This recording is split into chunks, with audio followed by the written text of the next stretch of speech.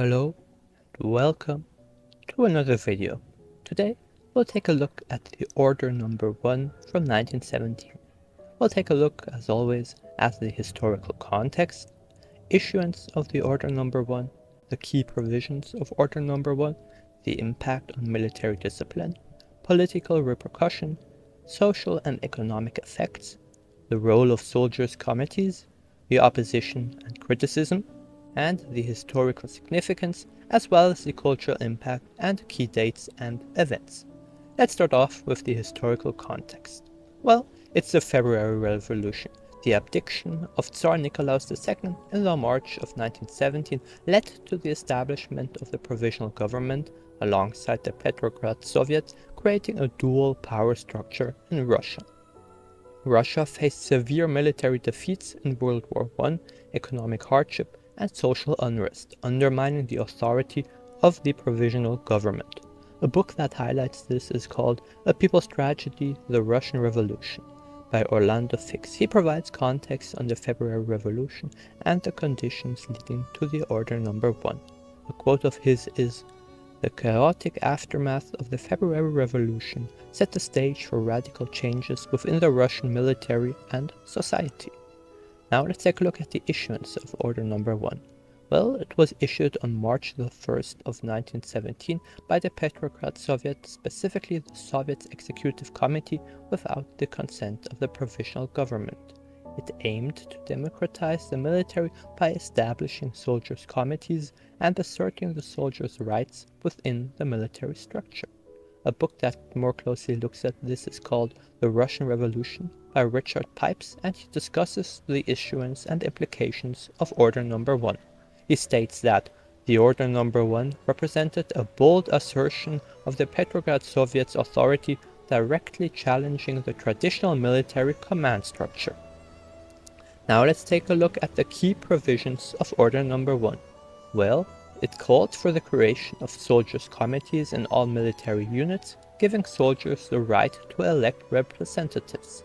It encouraged soldiers to obey their officers only when their orders did not contradict the decrees of the Petrograd Soviet. Additionally, it guaranteed political rights, including freedom of speech and assembly, to all soldiers. Additionally, it restricted officers from carrying weapons unless explicitly permitted by their soldiers' committee.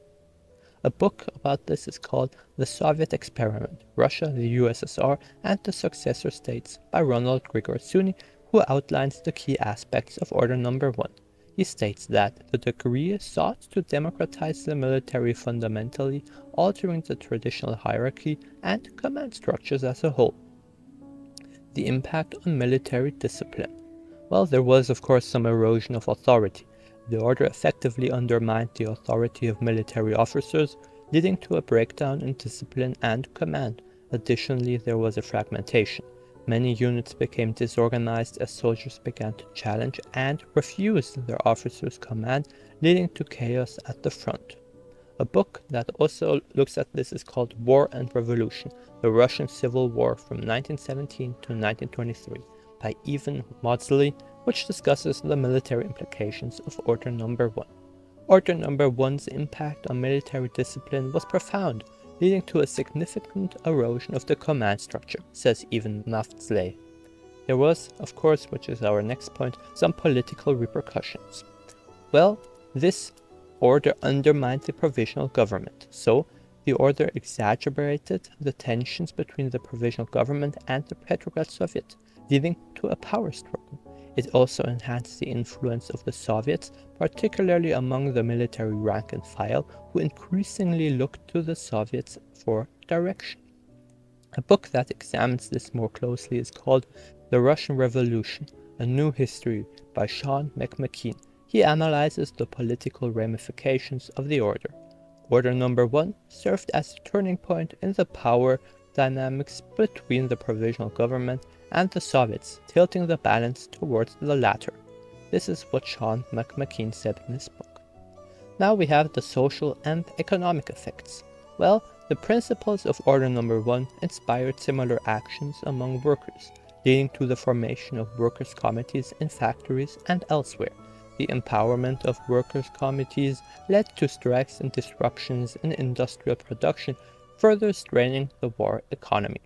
A book I like that fits to this topic is called Revolutionary Russia 1891 to 1991. It's a history by Orlando Fix, who covers the broader social and economic effects of the order. A quote of his: "The democratizing spirit of Order Number 1 extended beyond the military, influencing industrial workers and contributing to widespread social upheaval." Now let's take a look at the role of soldiers' committees. Soldiers' committees took on roles such as mediating disputes, managing supplies, and ensuring that soldiers' rights were respected. These committees became influential in determining military operations and discipline, often bypassing traditional military hierarchy.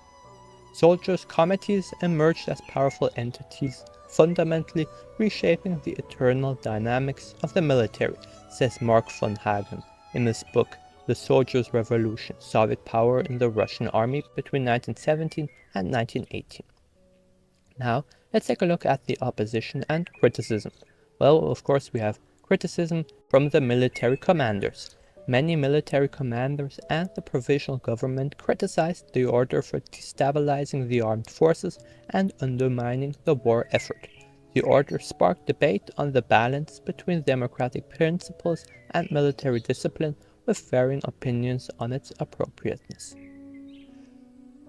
Rex A. Wade says in his book Revolutionary Russia: New Approaches, the issuance of Order Number 1 ignited a fierce debate about the balance between revolutionary ideals and practical military necessities.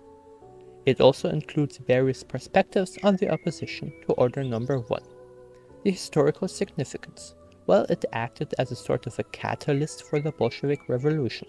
The order contributed to the weakening of the provisional government, setting the stage for the Bolshevik takeover in October of 1917. Its influence persisted into the early Soviet period, impacting the structure and ideology of the Red Army. Order Number 1 was a crucial step towards the disintegration of the old order and the rise of Bolshevik power, says China Miéville in her book October: The Story of the Russian Revolution. The cultural impact. Well, Order Number 1 became a subject in contemporary literature and memoirs, reflecting its dramatic impact on soldiers' lives and the military. Historians and writers have analyzed the order as a pivotal moment in the Russian Revolution, with differing interpretations of its consequences. Last up are the key dates and events. March 1st of 1917, the issuance of Order Number 1 by the Petrograd Soviet. July 1917. The order's impact is felt during the Kerensky offensive, where military discipline issues contributed to the offensive's failure. Last up is October of 1917. The weakened military structure facilitates the Bolshevik Revolution and their subsequent consolidation of power. That was all for today. Thank you for listening.